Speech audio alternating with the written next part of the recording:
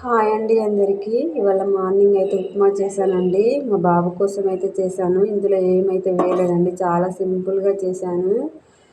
మా బాబుకి ఫీవర్ వచ్చింది, అందుకే చాలా సింపుల్గా వాని కోసం మాత్రమే ఇలా చేశాను. ఏం వేయకుండా చేస్తేనే వాడు తింటాడు. పల్లీలు అలా వేస్తే ఏం తినడు, అవి తీసేసుకుంటా తినడు అసలు.